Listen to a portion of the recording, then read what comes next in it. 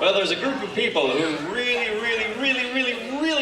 love this theater. And they want to see it be around for a long, long time. Do you know? Rosendale, New York is a small town located in the beautiful Hudson Valley.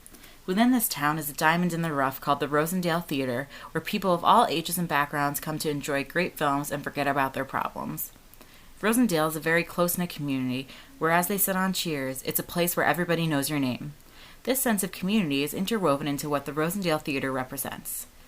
The Rosendale Theatre first opened its doors February 15, 1949.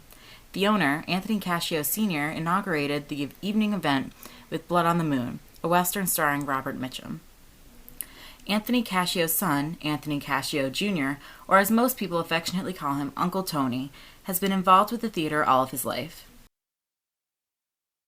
My father and mother started in February 1949, and they kept it going until they passed away. And then I was with them all along too, 61 years, except for the 2 years I was away in service. My family has lived here for a long time, and I know that they have seen every movie that has just about ever played there. They're big movie fans, and I know that the theater has meant so much to them over so many, many years. It is the only business that has survived from that era, from that generation. It opened in 1949, and there are no businesses on Main Street, Rosendale, from that era. The Rosendale Theatre is the only one. When we moved here like 10 years ago, actually the first time we came to Rosendale, when we were looking for a place to live, we drove down Main Street. It was one of the first things I noticed, and one of the things that made me fall in love with the town. So every year the school calls up around our valley, and they get other schools, and they pick out the pictures, and I play them in the morning shows for the schools. 3 or 4 school mornings in a week. And one teacher from there, they made the train for me.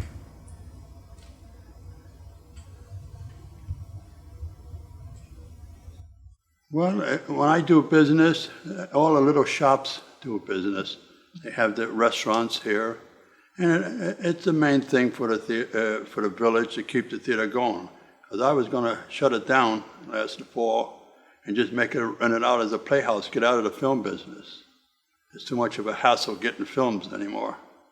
So I was just going to rent it out. I put a new stage in here and just rent it out.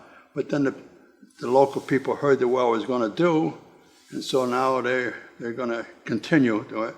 And they're going to have the funds to improve the place and bring in new equipment and stuff and modernize the theater a little bit. What it means to the town itself, I think it really is a linchpin in part of what keeps the community thriving economically. It brings people to town. Very often people go for dinner and then go to the movies. People will shop. And having a storefront in town, it's I feel like the movie house is what gives life force to the town. The mission of the Rosendale Theatre Collective is to preserve the Rosendale Theatre, a historic Main Street anchor business crucial to the economic stability of downtown Rosendale, New York, and the cultural life of Rosendale and Ulster County residents through a multidisciplinary approach of arts and education programming, thereby raising the quality of life in our diverse community. We got involved after the theater was offered for sale in a very quiet manner, and not everybody knew about it short of the buyer. And everybody got kind of antsy about that situation, and as soon as there was an opportunity to get in the way of that sale and show interest as a community into it, we had got it together and formed that committee. People started to meet at the Big Cheese shop and talk about it, and what started as very informal conversations began to get structured, and we started to actually have meetings there. I asked Michael what he wanted to do when it seemed clear that they were going to sell the theater. And he said he wanted to sell it to the community. and could I pull the community together to do that? And I said, yeah, sure, we can do that. So we made some phone calls and we started meeting, and it's happening. In October, I think, of 2009, we started to meet. And from there, more people kept coming to the meetings. And then as we got going, we had a public meeting, and that brought a lot more people into the mix. And we continue to have public meetings, and it continues to bring incredible talent into the group. So many people stepping up. It's been an amazing process. What we've done so far is the easy part. So, you know, what we have to do once we get in is just going to be more. Once the theater is in possession of the collective, they have a 3-phase process in which they plan to renovate the theater while keeping its eclectic feel alive. This hasn't been an easy project, but this close-knit community has been fighting through thick and thin, good and bad, happy and angry, because they love this theater so much and will do whatever it takes to keep it open. People enjoy coming here, seeing us. They call me Uncle Tony, everybody that comes in here. And we treat everybody like family, not like patrons or customers. And I try to know them by their first name, and I greet them well. Michael talks to the people. So it's just like coming to visit friends.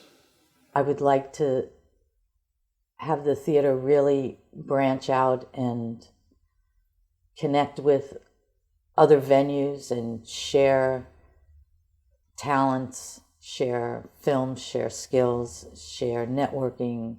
It's hugely important to us, to my kids, and to us. It's like our only entertainment in town.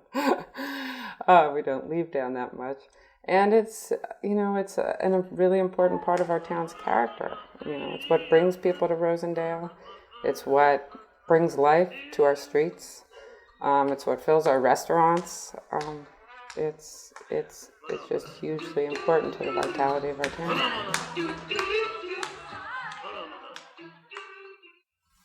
So maybe times they'll turn around for the collective and they'll do quite well, because they're going to have different ideas and different techniques. I'm a filmmaker, and I'm an actor, I'm a playwright, and I think that dramatic expression is vital to any great civilization. I think dissent is the only way we grow, and I think that from the stage is, no matter what you're showing, a screen or music, someone's dissenting a little bit against the popular culture, or reflecting the popular culture, either way. I think it's an important forum, and I think it's also historical. The new way of storytelling around the fire, it used to be, now we go to movies. Well, the theater has been the backbone of this neighborhood for a long, long time. And those of us that live in the neighborhood, those of us that have businesses in the neighborhood, want to keep it the same way. I think it's a crucial component in the life of the city. I have my 500 or 600 people that steady customers for the week. They come in every pictures. They don't go anywhere else. They come here. But some of the younger people, they don't want to wait. They'll go elsewhere. But my older people in the 40s and 50s, they'll wait for me to play. They rather support me and keep me in business, so they come here. So I try to play pictures that they'll enjoy. So when they leave, I like when they leave and the picture ends and they clap. That way I know they enjoy the movies when they clap at the end. Once the collective secures the theater, the work does not stop there. They still need all the help they can get, so if you're interested in volunteering or donating to this great organization, you can visit their website at rosendaletheater.org.